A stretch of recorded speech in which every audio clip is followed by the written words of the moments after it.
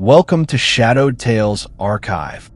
Tonight, we invite you to descend into darkness with a chilling anthology of horror stories. This is episode 32. Let the nightmare begin. The Calderon Family Show. Our 12-year-old daughter loved the new vintage-style TV that my husband and I bought the other day at the local pawn shop in town. She would sit there and stare at the round, blank, dusty screen with her hazel eyes fixated on the glass, as if there was something playing on it. The TV was quite old and was a 1960s model, so we didn't have any way to properly plug it into the wall for functional use without the risk of damaging it. The television was more of a decorative item to give our home an aesthetic vibe and to fill our empty living room. You see, we didn't particularly allow our daughter Amy to watch television because it would rot her brain. Simply staring at a screen all day, and hardly any of the shows were educational these days, and more so, just ridiculous junk. Amy grew up with her books and magazines, which made her a very intelligent girl in school, and got nearly straight A's in everything she did, all thanks to reading and building her brain intellectually over the years. However, something about that old TV set drew my eyes while passing the pawn shop after work that afternoon. It was oddly beautiful, with its dark wooden structure and bulky screen, and a large black turn dial on the right side for flipping stations back in the day. I told my husband Gary about it when I got back home, and he gave me this weird look on his face while setting down his newspaper and rubbing his stubbly chin. I thought you didn't like television sets, Linda. Why would you want to bring something like that into our home? Oh, it's just going to be for decoration.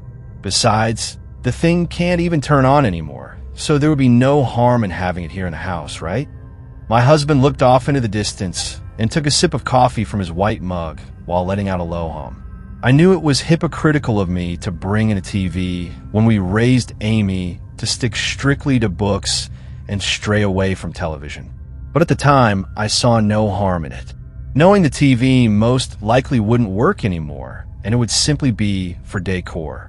I did want our neighbors to think that we were somewhat advanced in society.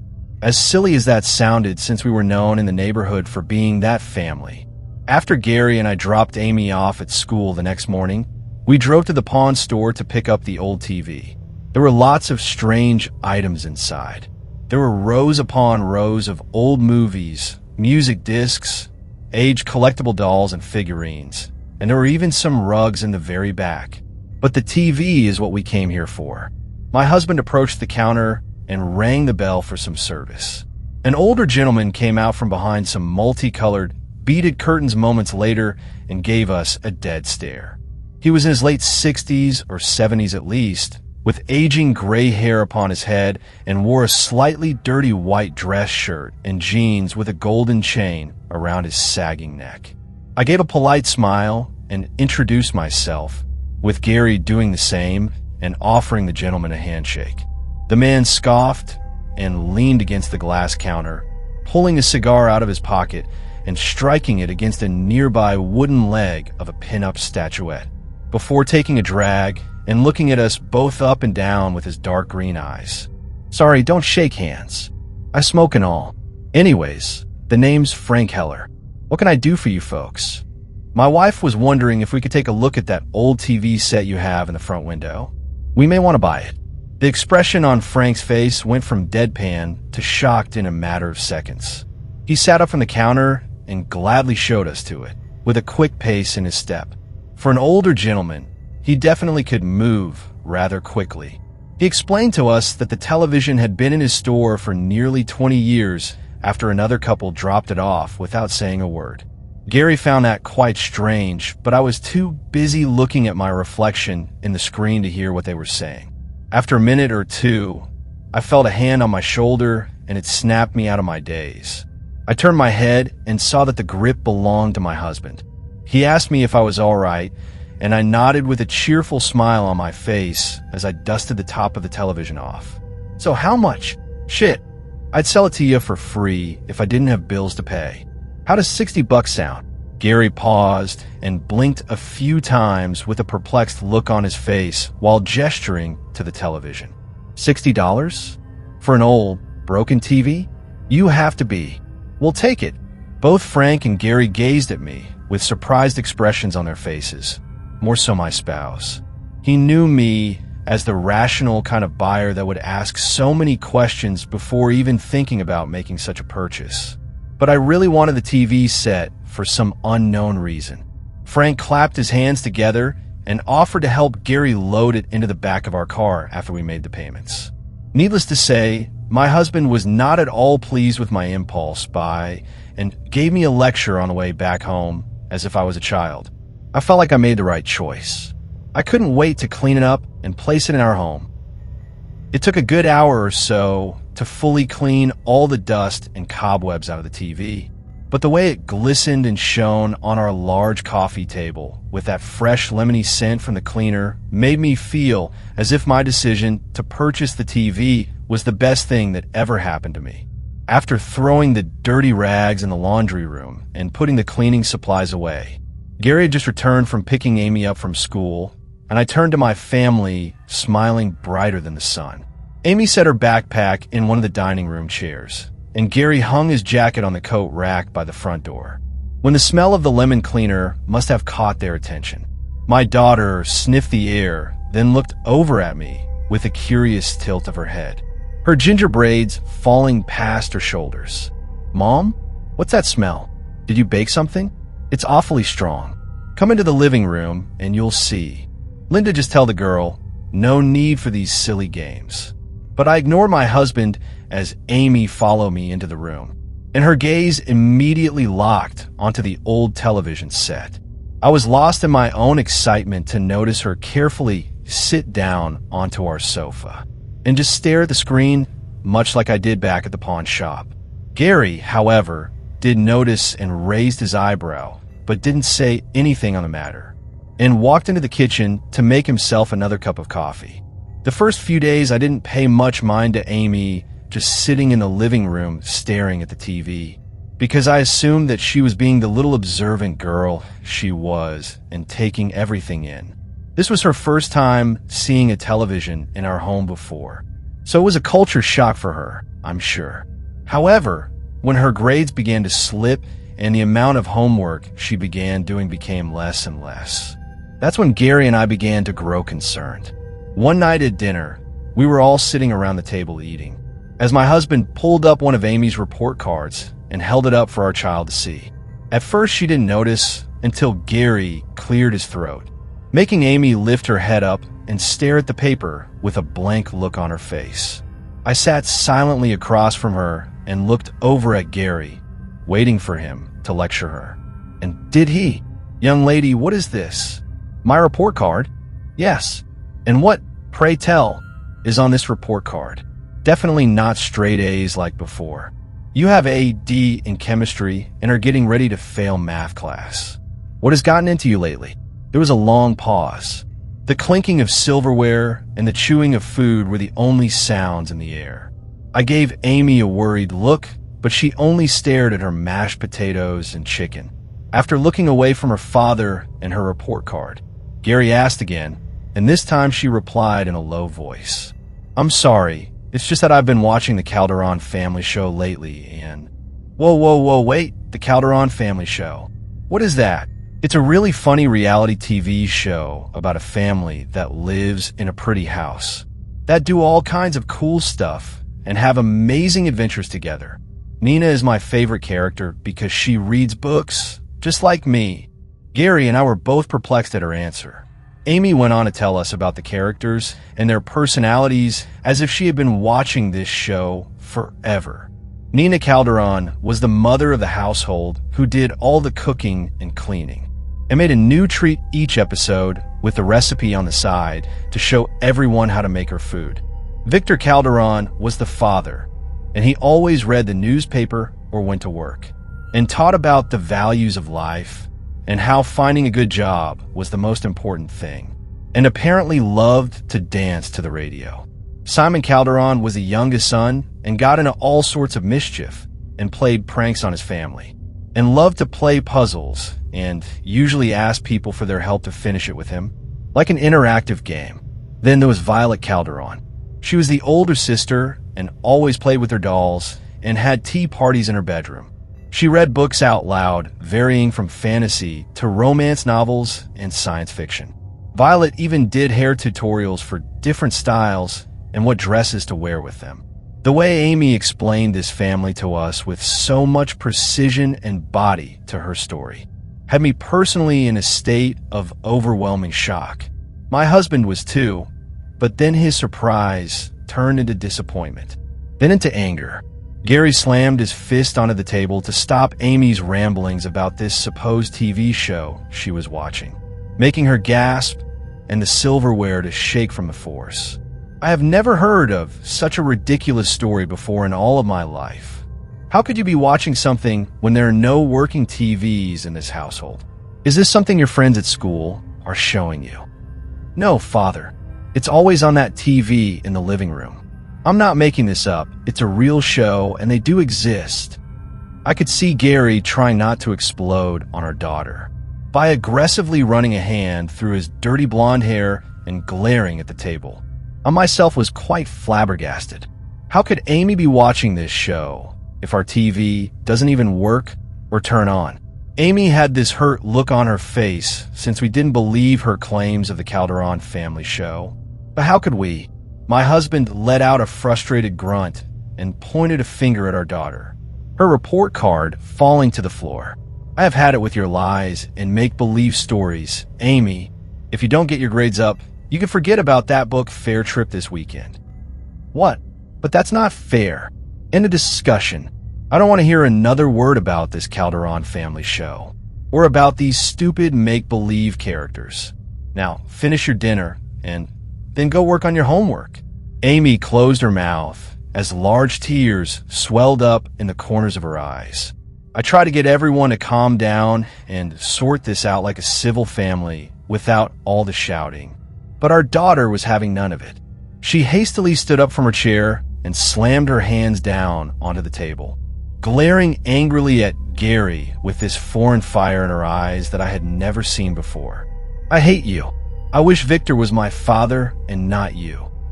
With that, Amy ran out of the dining room in a fit and grabbed her backpack before disappearing around the corner towards her bedroom.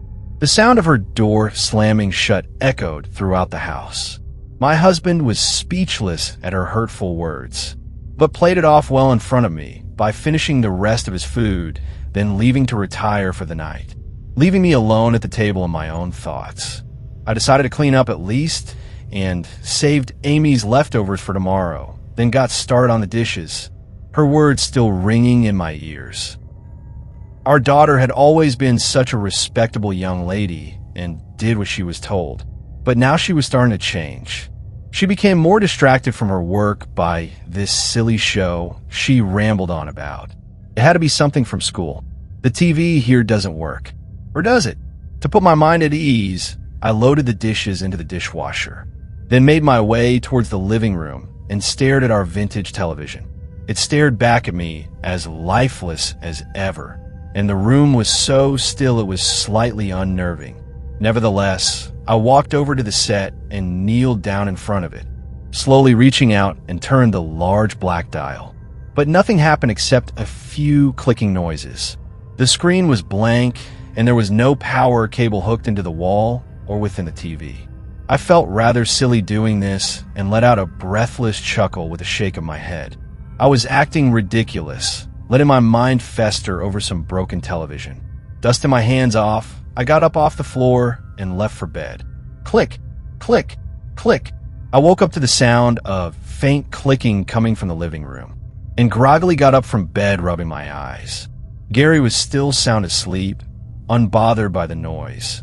So I took it upon myself to investigate and slipped out of the safety of my covers into a pair of slippers and a night robe while making my way out the door and down the hallway. The clicking kept going with a few seconds set apart from each other until it suddenly stopped. Curiously, I peeked around the corner and saw Amy kneeling in front of the television in her flower-printed pajamas, turning the large black dial. I made moves to go out and question her what she was doing in the living room so late in the night, until her giggle stopped me from revealing my hiding place.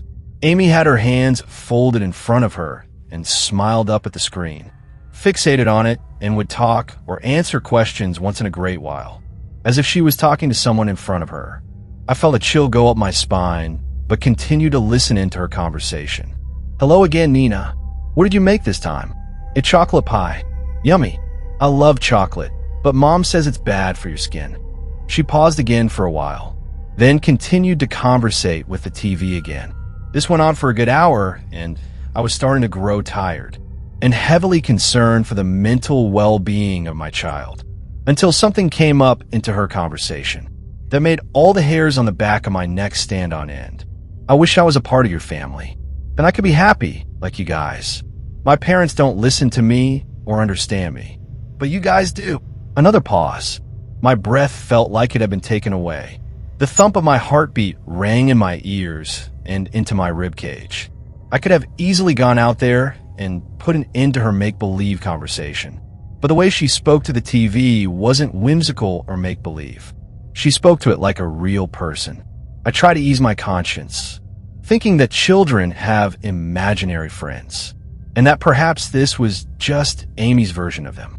But even so, this was unnatural for her. Taking a deep breath, I decided to put an end to all this, and rounded the corner ready to scold my child. But when I went into the living room, Amy was nowhere in sight. I searched everywhere: the kitchen, the dining room, under the couch, behind the TV, in the bathroom, and even to her bedroom. But she was gone, vanished into thin air. I didn't hear her leave the room or make a sound. So how could she have just disappeared? She was just sitting there in front of the TV, and I turned away for 1 second. 1 second too long. I informed my husband of what happened.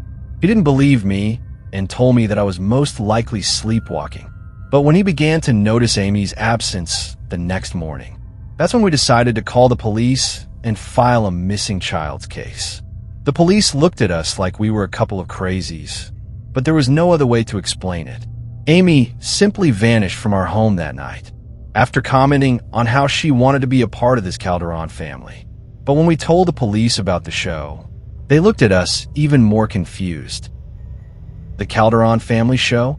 Never heard of it before. I don't think that was ever a thing. We'll look into it, but we can't guarantee any feedback. Needless to say, the officer was right. There were no records of any Calderon Family Show ever airing on television. From the 1960s till now, it never existed. There was no Nina, Victor, Simon, or Violet. There was no show. Nothing. But then where did our daughter go?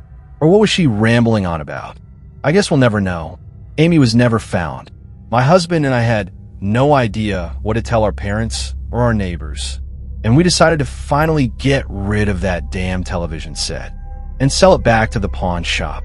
Frank shook his head and took another drag from his cigar, chuckling under his breath. He told us that he knew this would happen. The last couple did the same thing, and so did the previous one before them. After their kids also strangely disappeared, Gary and I gave Frank a confused stare, to which he simply handed us 2 old newspaper clippings, one dating back 20 years ago in 1999 and the other in 1978. In 1978, a young boy by the name of Simon Harris had disappeared from his home without a trace and was never found dead or alive. In 1999, another child disappeared by the name of Violet Bennett from her home and was also never found. I put my hand to my mouth in shock as Gary held the newspapers in his hands, flipping through them wildly, Frank only sighing and shaking his head. I just figured it was bad luck, but third time's the charm, I guess. Sorry for your loss. I wish I could break the damn thing, but it's a marketable item. Can't really destroy it. I didn't mean to blur it out, but I did. But I don't see what any of these missing kids have to do with our Amy. Frank paused and looked around the store, before leaning against the counter and looked out the window, watching the cars roll by down the street. Look, that TV has always carried a sour taste in my mouth, since the moment it first came through those doors. My dad was running the shop at the time, and I was just some punk teenage kid, but the man who originally sold it to us said it had some kind of curse attached to it. But like how we believed him, He told us that the TV was owned way back in the 1960s by this couple who really wanted kids, but the wife couldn't bear any of her own. Kind of sad if you think about it. Anyways, the couple went into deep mental depression because of it and killed themselves in their living room. I don't know why they just wouldn't adopt kids, but I guess some family members found it, and then it got passed along, till it eventually landed here. I don't want to believe it, but now that it's happened again, well, Frank trailed off in his thoughts and shook his head. There were so many unanswered questions, but we never did get all the answers. Just more confusion, loose ends, and now a missing daughter of our own. Click. My name is Nina Calderon, and this is my husband Victor with our 3 beautiful children, Simon, Violet, and Amy. We would love to have you become like part of our beautiful family. Whispering Hollow. The dynamic of memory has confounded me for my entire life. Memory is itself a living being, eternally aging until it decays and fades away. Each memory lives through its life cycle, full of vitality in birth and hollow and weak in death. Like the people in our lives, the existence of our past bases entirely on our acknowledgement of its significance. The strongest memories are those that we regularly return to our minds, those that we cherish, those which we choose to ignore, to forget, fade away into an obsolete presence in the back of our mind. Lost memories are silenced and forgotten until an unsuspecting explorer uncovers them. At the discovery of these ancient memories, we unearth a forgotten view of the world. It is the intellectual's hunger to learn that resembles our yearning to remember what we have forgotten. Like an overprotective mother, we grasp onto the recovered forgotten, imbuing their existence in newer memories. Like an obsession, the forgotten enter our daily thoughts, forcing their significance upon us. We are the historians that give the forgotten their permanence, writing lost memories into stories that transcend our own existence. It's why we write down our thoughts on in notebooks, why we keep entire days in journals. This obsession lives inside everyone, for our memory, like ourselves, fears death. Memory selfishly pursues revival and immortality. It craves attention. In that way, we are all slaves to our past. I'm a slave to my past. I spent months searching for the lost episode in my life. I was an archaeologist on the hunt to uncover a veiled truth that lay a thick fog over my adolescent memories. My curiosity became my obsession. It became my unhealthy addiction. Some untold grief possessed me in those months. My life centered on finding closure to silence the deafening questions which filled my mind. On the verge of madness, I'd spend days alone in an empty room, mining for answers. I had even taken to long sessions of meditation and dream therapy, but nothing came of it at the start. That was until last month, when everything came rushing back in vivid detail. What ensues is a collection of journal entries written following this resurgence. Tuesday, June 13th, 2017. Today I remembered. For the first time in 12 years, I remember the summer of 2005. I remember the torment and terror that quaked my very soul. I remember the horror that my 15-year-old self suffered within that year. It's almost as if I'm still there. It's like my life has split into 2 parts, the past and the present, and they're fighting for control over my mind. Every time I close my eyes or my mind wanders, I'm sent back in time and forced to relive it all again. There's no escaping it. But I guess this is what I asked for, isn't it? I got my truth, even if it's sharper than I could have ever imagined. It was early in June of that year. School had let out just weeks before. My friends and I were so eager to go out and explore. We had our own little group of adventurers. God, we were a lively bunch of teens. Dylan and Marcus would always want to explore the woods and search for lost treasure. But Lena and I would have rather preferred to search ravines for caves and waterfalls. In as much of an orderly fashion as a group of 4 can manage, we compromised. we decided that we would dedicate that summer to exploring the unofficially named Whispering Hollow, a local forest in the Appalachians. An ocean of thick forest and steep ravines, it offered an endless supply of excitement. Oddly enough, the area of Whispering Hollow had never held the presence of any smugglers. Instead, the hollow was known for being the site of a few iron and coal mines. I wouldn't be surprised if the hollow had an actual name. If it did, it didn't matter to us. We liked Whispering Hollow and the adventures the name promised. If we were feeling adventurous, we would venture into the depths of the ravines in search of a cave to explore. But if we were lazy, we'd traverse the forest or walk down a creek. Our focus was never solely on the exploration itself. Whatever it was that we were doing, it was a background activity to fill the rare silence in our conversation. Even in the few weeks since school ended, I had learned more about those three than I had in the years before. We each told our deepest secrets, who we liked, what trouble we caused, gossipy stuff that any teen enjoys discussing. The four of us were as thick as thieves. Hell, we spent so much time together that we refer to the group as our second family. But still, even in our family, there was a division. Not a rivalry per se, but a separation. All of us got along fine, but when it came to a group decision, we split in two. It was a separation caused by differing characters and beliefs. It was Lena and me on one side, and Dylan and Marcus on the other. Dylan always poked fun of how I would spend more time with Lena than Marcus and him. It made me blush at first. Sometimes Lena would too. I would say that it didn't mean anything or that it was because we were better friends. But still, I could tell he knew why. Shit, I'm sure they all knew why. You see, Lena and I were neighbors. That meant we went to the same school, the same church. Well, at least until my family stopped going, the same pool and the same library. When we started school, we ended up sticking together. Half because we already knew each other and half because it was easier that way. We were childhood best friends. However, by the end of middle school, we had drifted apart. It was in 7th grade that Dylan and Marcus became my best friends, and I was brought into their group of friends while Lena found her own. However, that changed at the start of high school in late 2004.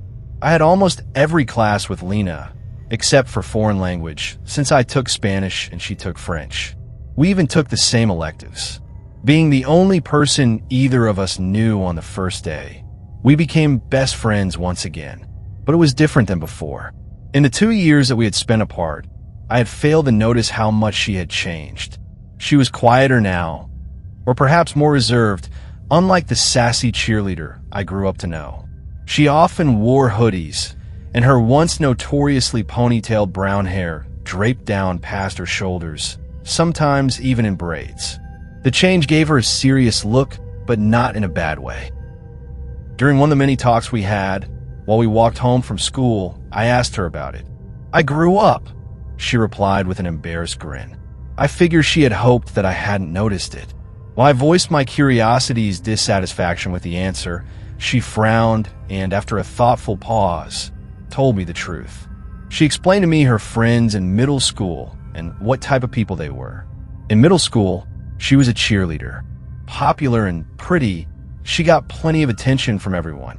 Being a popular cheerleader in middle school meant that you were at the forefront of being exposed to delinquency and debauchery. She told me about the type of parties she would go to and how her friends would get drunk and hook up with guys just to forget everything the next day. "I wasn't that type of person," she said, her light brown eyes glued to the ground in visible shame. No matter how hard I tried to be. After a few silent moments, her shoulders relaxed and she smiled at me. "I just had to change things, you know." And she did. She stopped cheerleading and started playing on the high school soccer team. That's how she got to know Marcus and Dylan, who both had been playing on teams together since the 5th grade. She left her middle school friends behind and became a primary member of our group of friends at school.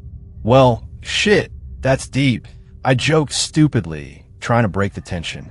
She grinned at me with rosy cheeks. "I'm glad you did." I confessed mellowly, "I like the new you more." That was the day I told Lena about the summer plans that Dylan, Marcus, and I had created. Perhaps it was my way of asking her out. Whether she knew it or not, I can't remember. Going back there, it's painful enough for me to relive it, such explicit detail. I don't even know if any of this actually happened. It's all so unreal. Thursday, June 15th, 2017. I still remember. The memory is as clear as day, and I keep going back. I can't help it. It's almost like I forget how painful it is every time I start. But I know it's real now. I called my dad yesterday. I don't know. I guess I hoped he would tell me it was all just some fucked up dream. But he didn't. He went deathly silent when I asked him about Lena. And then he told me what he knew. On Sunday, July 3rd, 2005, I was temporarily admitted into a post-traumatic rehabilitation center. I stayed there until Tuesday, August 9th, 2005, when I was sent home. I was diagnosed with minor amnesia and declared functional enough to return to society. A week later, I was sent to a boarding school near Philadelphia nicknamed The Hill and stayed there until I graduated in 2008. By early 2006, my parents had sold our house and moved to Ardmore, Pennsylvania. I vaguely remember waking up in a hospital following everything, I guess. Anything since moving to The Hill is normal. In fact, it was there when I was a senior that I realized something was missing in my memory. I booked a flight to Pittsburgh this Saturday.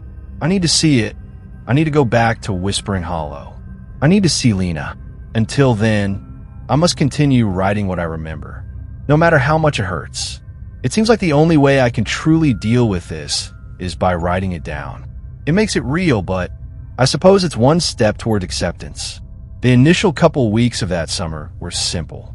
Shit, I'd say they were great. I'd wake up every day at 8 a.m., just as the morning dew settled.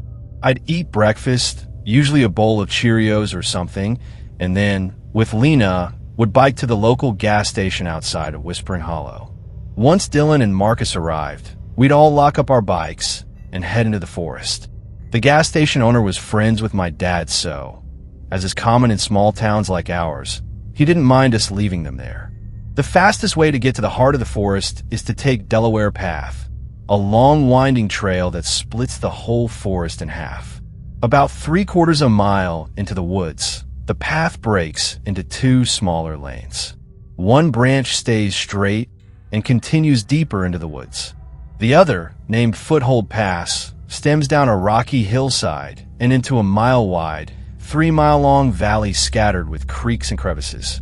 This valley, on our fictitious treasure maps, was the legendary Whispering Hollow. We often stopped at this fork in the path to determine what we wanted to do that day. On that day, Lena plainly wanted to head down Foothold. Feeling adventurous as always, I happily sided with her, leaving the decision to Marcus and Dylan. If they both decided that they'd rather continue into the forest, we have to settle the tie the old-fashioned way with a game of rock, paper, scissors. However, before Marcus could utter a single word, Dylan agreed to go down. Excitedly, Lena thanked Dylan and began tumbling down the trail. I traced behind, trying to ignore Dylan, who was staring at me with his unforgettable, mischievous grin. When I finally caught up to her, she grabbed my hand and began murmuring her excitement. "Let's go into a cave." She beamed at me radiantly. There was something different in the way she was acting. It was as if she wasn't even thinking about the cave itself.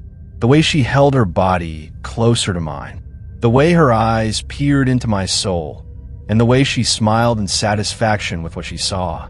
For that moment, she was the only thing that mattered to me.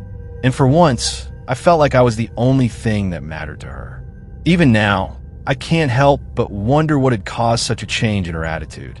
I can't find any reason why unless I realize now that I haven't made something clear.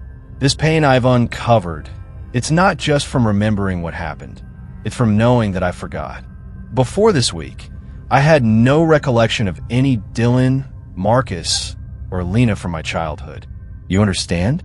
I forgot my two best friends. I forgot my first love. Something so clearly valuable in one's life, and I forgot it. And it's not just that which hurts so much. It's the fact that I still don't remember.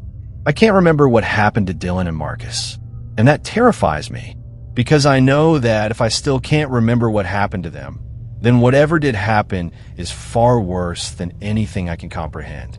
And Lena, my memory of her is so delicate. It's like I'm reading a horror story, except I only know the beginning and a fragment of the end. I know what happened to me, but I'm still learning about what happened to my friends. So I must struggle through writing this all. It's not about me anymore. It's about them, their memory. I followed Lena into the deep ravine, nearly 20 feet deep and more than 6 feet wide. The gorge Lena chose was the largest, a fissure of rough stone painted with moss. It was a narrow crack in the hillside, deep cavities dug into the walls, carving small alcoves, caves, and even a mine into the rock. We'd never gone inside any caves before, but we'd always wanted to. Marcus was claustrophobic, and Dylan just didn't like caves, so we rarely got a chance the idea of going in one. It had always come to a tie that we would always lose. Whether it was a waterfall or a cavity-ridden rock wall, Dylan always found an acceptable alternative. I smiled. Today is the day. Suddenly, Lena stopped in her tracks. She fell completely silent, peering apprehensively into the darkness of a mine's portal. I attempted to ask her what was wrong, as we had passed this mine several times before without having gone in once. But the first word, she shot me a look of creeping fear that sent me into silence. "Do you hear that?" "Hear what?" Dylan asked loudly with heavy breath, having just caught up. "Are we going in?" "Be quiet for a second," she whispered with audible fascination. We all went silent, listening to the forest sing. I half expected Lena to yell out at any moment and smile at me with a giddy grin. But her face was far too sullen for this to be a joke. I waited, searching the silence for sound. Then, under the whistles of the wind in the trees and the chirps of birds, I heard it. From within the mine came what sounded like a little boy crying. They were trembling tears, like those of a kid who is scared for his life, but knows that nobody's around to hear his cries. Our faces went white as we all realized what it was that Lena had discovered. "What is that?" Marcus whispered nervously, evidently spooked by the sobbing. He swayed anxiously as the weeping continued, waiting for someone to respond. "It's a kid, you idiot," Dylan quipped uneasily. "No shit," Marcus replied, unamused. "I mean, who is he? Why is he here? And why is he crying?" "Well, we're not in your head. Are we, Marcus?" "Shut up," Marcus huffed, turning his attention to me. "What do you think, Caleb? The police never found Noah Green, right?" Noah Green was a 4th grader that went missing a few weeks before school let out. The entire county police force spent a week searching through the town and local forests for the kid, but they never found him, nor any evidence to suggest where he was. Noah was last seen getting onto the yellow school bus for a field trip to some national park that day, but he wasn't on the bus when it returned. He simply just disappeared. "Yeah," Dylan answered somberly. "What about it? Wasn't he a Cub Scout?" I asked Dylan, who had been a scout all elementary and middle school. The scouts in our county had this buddy program called the Scouts Alliance, where older scouts would pair up with younger scouts every month and do an assortment of activities together. When Noah initially went missing, Dylan took it hard. He'd been Noah's buddy a few times through middle school. A kid like that going missing takes its toll on anyone who knew him, especially those who knew him closely. "Are you saying you think that's Noah?" Dylan breathed, with hope in his voice. "Whoever he is, we should talk to him regardless," Lena murmured compassionately. "Shouldn't we just go back and tell the police?" "This isn't a decision, Marcus," I snapped quietly. Marcus shut up, and we began discussing the plan. We knew he was already terrified, so we had to be careful not to scare him any further. We determined that it was the safest bet to go to him instead of hoping he would come to us. Lena figured she'd be the best one to go in first, with Dylan following behind once she got to the kid. I agreed with her. Psychologically, the boy, Noah, would be more comfortable with Lena's female presence and Dylan's familiarity than with a pair of complete strangers like Marcus and me. They would try their best to comfort him, and Once he was ready, help him out of the cave. After that, I would go back to the gas station with Marcus and call the police. Lena and Dylan would bring Noah, at his own pace, to the gas station, where the police would pick him up and notify his parents. I could tell that the whole group, even Marcus, who finally agreed to the plan, felt an aura of satisfaction that we could do something good together. We would be the heroes of the town after bringing back Noah. Nobody admitted it, but we'd all thought he was dead by now. Barely anything more than freshmen, we all drooled at the idea of being a hero, arguably for our own reasons. After everything had been decided, Lena made her way through the portal and into the mine. A few anxious moments later, she came back out, her face as pale as snow. Her eyes were stuck to me, her hands shaking, and her lips trembling. I went to her and grabbed her hands as comfortingly as I could. Her hands were melting ice cubes, so cold that they even made themselves shiver. "What is it?" I asked her in a low voice. He's not there." Her words confused me, as the crying had not stopped, but I could hear enough terror in her words to believe her. Her shaking hands tightened around mine, and without thinking, I pulled her into a hug. "What do you mean he's not there?" Dylan asked. She paused for a second and gazed back at the portal. "Let me show you." Still holding onto my hand, Lena led the three of us into the coal mine shaft. The tunnel wasn't big, but it was spacious enough that I'd feel uneasy if I were alone. The ceiling was held up by a few sets of rusted steel timbering, which only added to the already prominent uneasiness I felt. Every 10 feet or so, a light bulb hung down a foot from the ceiling. None of them were broken, yet they were still out, and I didn't see any switch nearby to turn them on. As soon as we entered the shaft, I instantly knew what Lena meant when she said Noah wasn't there. About 20 feet ahead of us, a television sat on a little wooden table, powered by 2 wires that ran parallel to the one used for the lights. On the screen was a small crying boy with shaggy brown hair, curled up into a ball in a dark chamber. The camera looked down on the kid from an angle, the dim light that made him visible somewhere behind it. From the video came the sound of Noah's crying. "Oh God, Noah," Dylan murmured in astonishment. "I can't believe it's you. Do you think he's deeper in the mine?"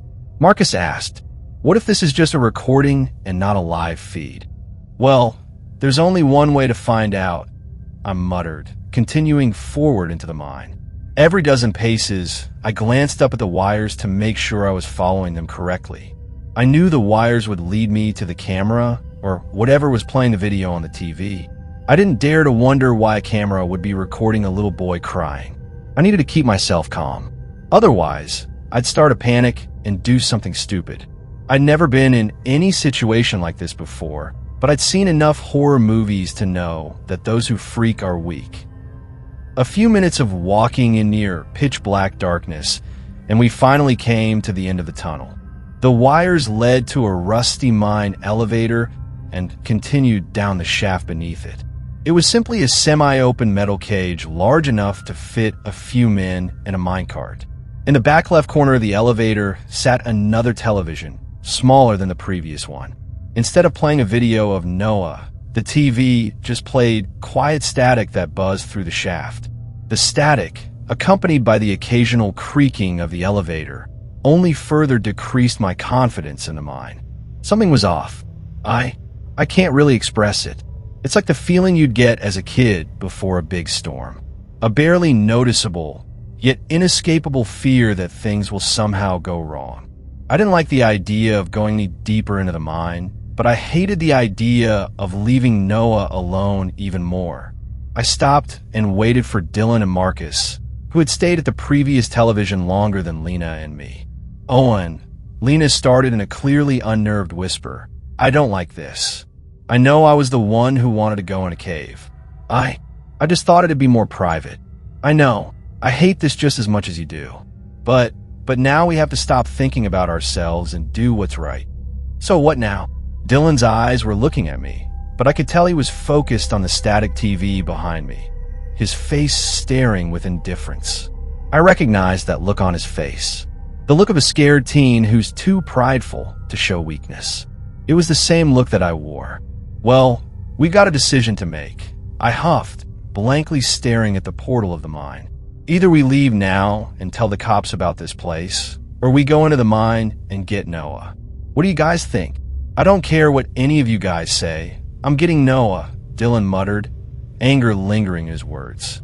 He continued forward into the elevator and leaned against the back wall, staring back at us. You guys gonna help me? But what if there's someone down there? Marcus started. Look around, Dylan.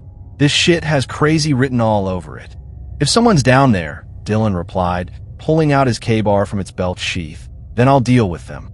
I grinned at the sight of the knife.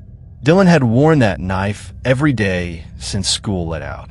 Ever since his dad got him it for his birthday that year, Dylan treated the knife like it was his girlfriend, which probably made his real girlfriend a little jealous.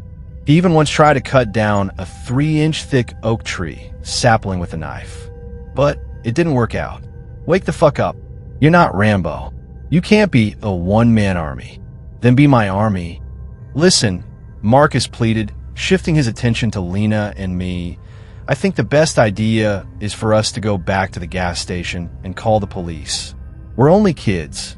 We can't just go down there and expect to save Noah from an unknown number of kidnappers. The police will know what to do. He's not wrong, Lena agreed. I mean, we found Noah, didn't we? Maybe we should play it safe and go back to the gas station. Marcus is right. The police will handle this much better than us. I have an idea. I started. Marcus, why don't you run to the gas station and call the cops while the rest of us stay and make sure Noah's okay?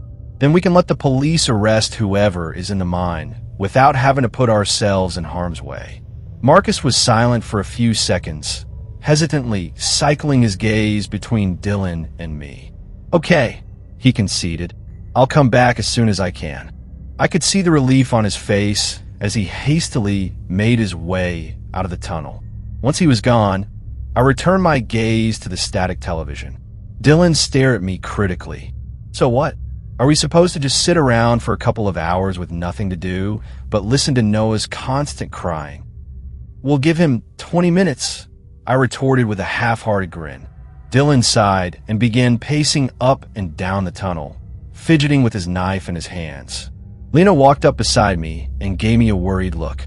I hated how uneasy she looked, staring blankly at the ground while tapping her foot against the gravel. It weakened my confidence a little, but it was the amount of uncertainty in the look that got to me.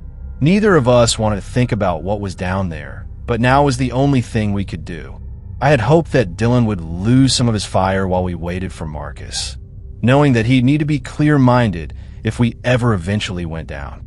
However, every time he seemed to calm down a little, Noah's sobs would get louder and Dylan's pacing would speed up. Finally, he looked at me with an intense look of impatience. Are we going to do this or what? I glanced at Lena, who in return gave me a hesitant nod. I guess we are. Slowly, I entered the mine elevator and stood in the corner next to the static television. Lena and Dylan shuffled in after me while I began searching for the button to begin our descent. A few seconds later, I found a metal lever near the front of the elevator and, after making sure everyone was in, pulled it down. The elevator started moving immediately. Gradually, we began to pass below the tunnel at a slow speed until all we could see on all sides of the elevator was uneven walls of stone. The light from the entrance eventually faded from the elevator, the sound of Noah's crying fading with it, leaving only the light from the static television. In mere seconds, the elevator went from feeling spacious to confined like it was an actual cage. My ears began to ring as the abrasive sounds of the creaking elevator and the static from the television intruded my hearing. Then, for some unknown reason, everything stopped. The elevator halted to a full stop, throwing all of us off balance, and the static television shut off.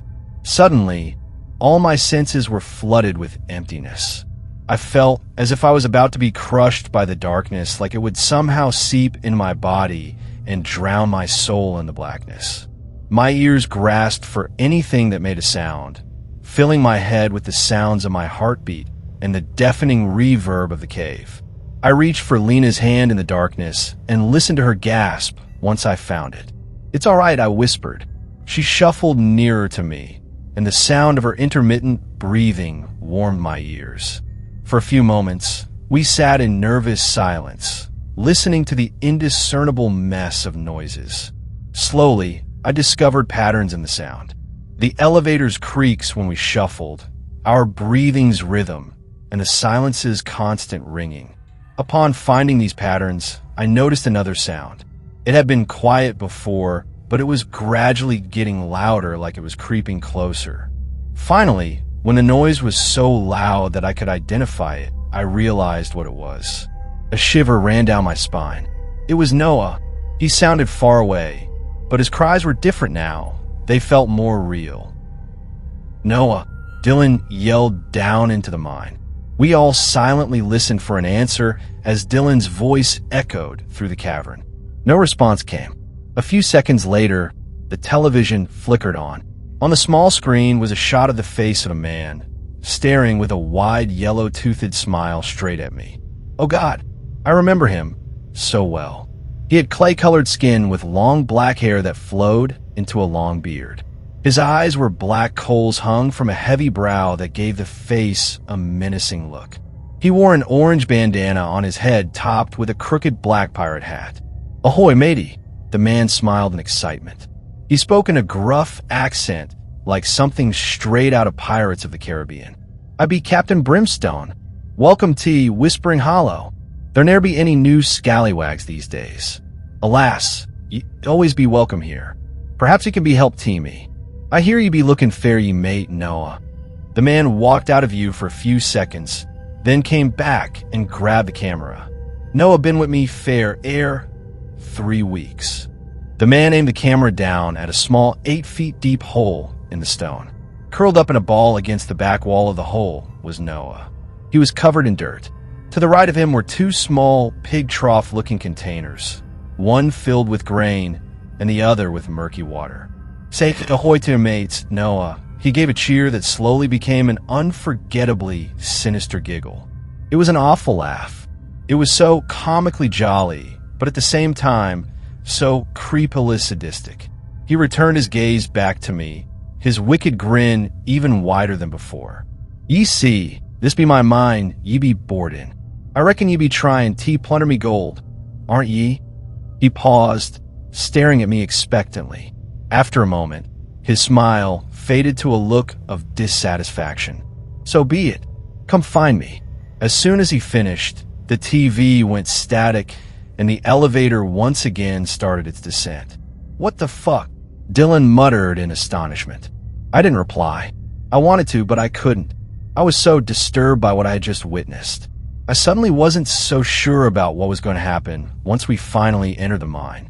From the bruises and tears I saw on Noah's face, I no longer felt heroically confident that we could save him.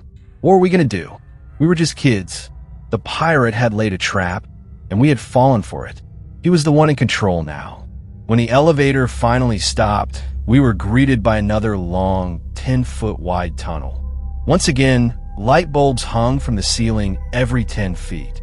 However, unlike the previous lights, they all began to flicker on within a few seconds. I now saw that the tunnel, about 100 feet in, split at a junction.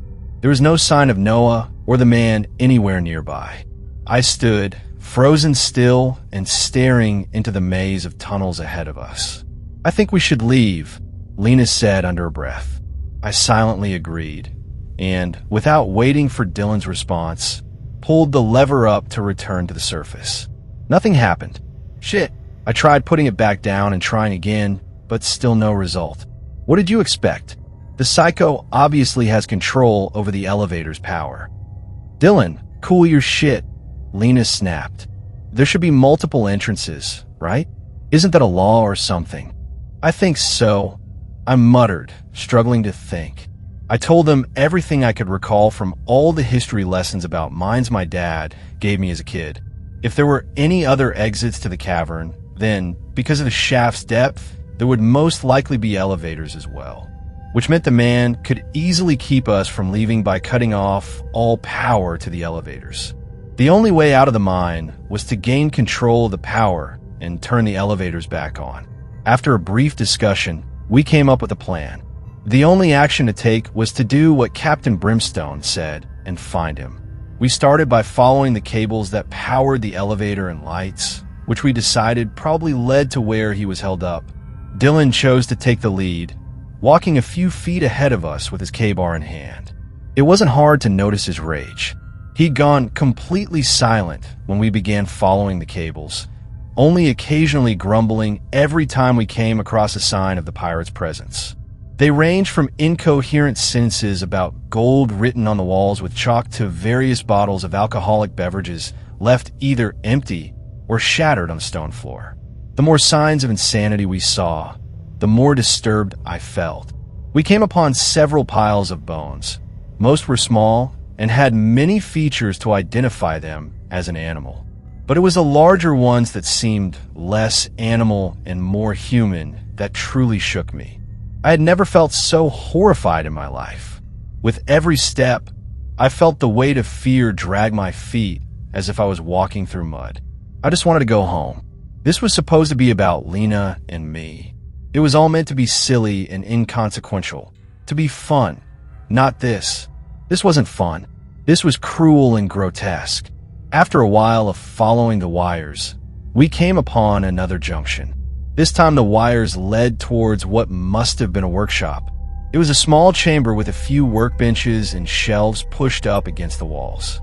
A bunch of miscellaneous parts and metal bits were scattered atop each bench. I remember my dad telling me that the county officials made it mandatory for mines to have workshops built in the pit so the miners could mine themselves out in the case of cave-in. It made me wonder what an insane man with a lot of time could manage to invent. At the back left corner of the workshop, the cables passed through a narrow man-sized wood door to another chamber. I stopped in my tracks. "Stand thar, Noah," the muffled voice commanded. "Now, don't ye be movin', or I'll be avin' to shoot ye too." Please, Captain," Noah pleaded. "Why can't you? You let them take me home." "I won't tell nobody, I promise." "I won't be letting them take ye, Noah. A pirate ne'er lets nobody take nothin' from... Now, when says I, you'll take this and use it to light this here string. But don't be making me repeat myself." Aye, aye, Captain." Dylan moved to open the door, but I grabbed his arm before he got to the handle. He whipped around at me, staring me straight in the eye. His face was furious, and tears ran down his cheeks. He tried to pull his arm away, but I held firm. "Caleb, let go. You heard what I heard. You can't just go in there. What else are we gonna do?" I don't know." "Exactly," he growled. I tried to keep a hold on his arm, but before I knew what was happening, he slashed a wide cut across my knuckles and rammed into me, knocking me back into Lena, who thankfully caught me. In a split second, Dylan opened the door and rushed into the chamber. I stood there, wanting to chase after him, but unable to move. I was too scared. "Dylan." Noah breathed. Peering through the doorway, I could see Dylan standing still 5 feet into the room. 10 feet in front of him was Noah holding an old stick of dynamite and a lighter. Another 10 feet behind Noah was the man, pointing an old revolver at Dylan. "Avast," the pirate grinned. He peeked around Dylan and saw Lena and me through the doorway. Yave mates too? Well, come on in, friends. Lad first." Not knowing what else to do, I slowly walked through the doorway and stopped next to Dylan. "Good. Now ye pop it." Moments later, Lena appeared next to me. Now we can't be avin' that neither. "Tell ye wha, pop it, come here." "What?" "Ye heard wha I said. Come here." Reluctantly, Lena began shuffling towards the pirate, but before she could reach him, Dylan lunged at him with his knife. It all happened so fast. Oh no, this is it, isn't it? As soon as Dylan lunged forward, the pirate whipped the gun over and shot him in the head. A loud clack quaked through the entire chamber. An agonizing pain stung through my ears as they began to ring. It was as if the gun had been fired next to both of my ears. Instinctually, I clapped my hands over my ears and saw that Noah did the same. My eyes watched as the stick of dynamite fell to the ground.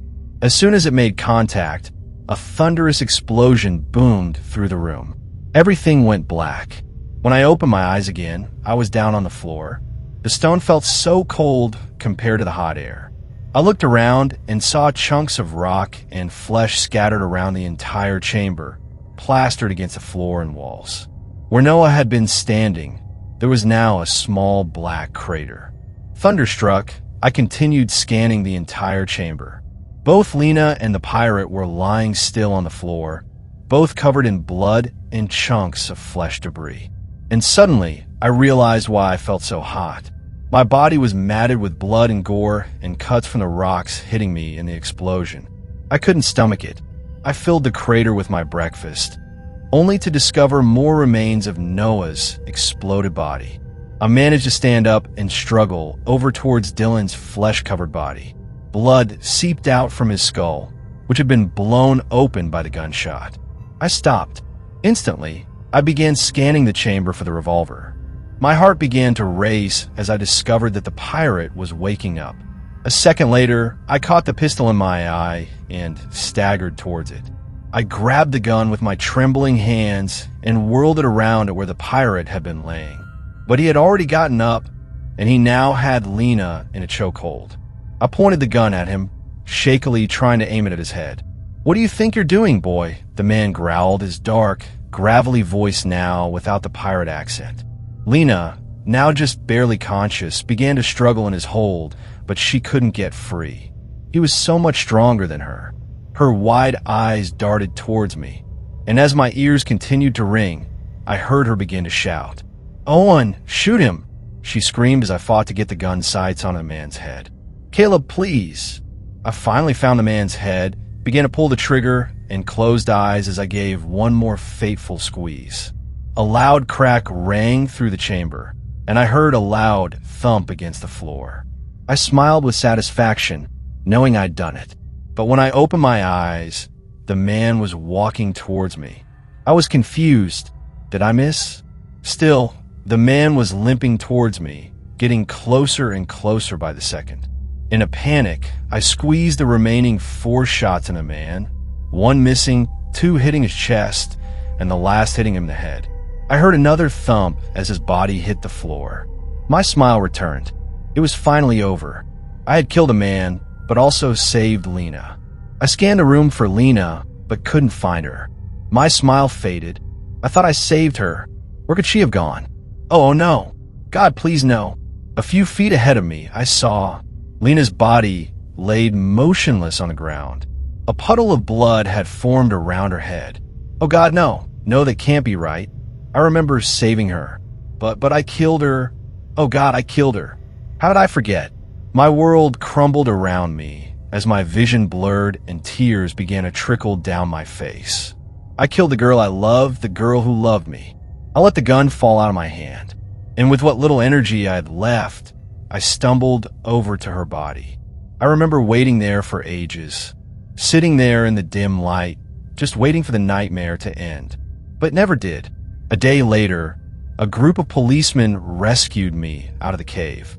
And that's it. That's what happened. There's nothing else to write. Monday, June 19th, 2017. I remember. I know it all now. So many lies. Why did I believe them? Why couldn't I remember the truth? I spent all yesterday back home, hopelessly reliving all the memories of my life before going into that cave.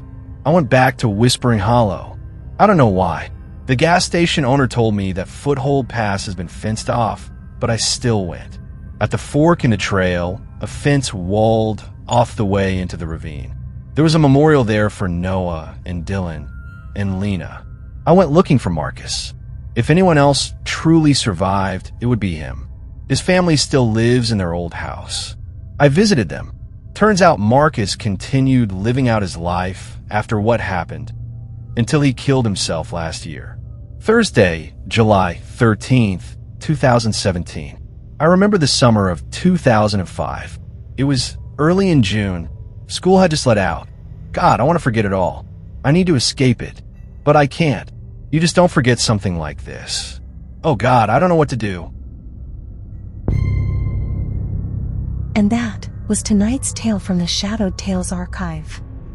If it left a mark on your mind, if the silence feels heavier now, then the story did what it was meant to do. Don't forget to like, subscribe, and share the darkness. New stories are always on their way. Until then, keep the lights low and the doors locked.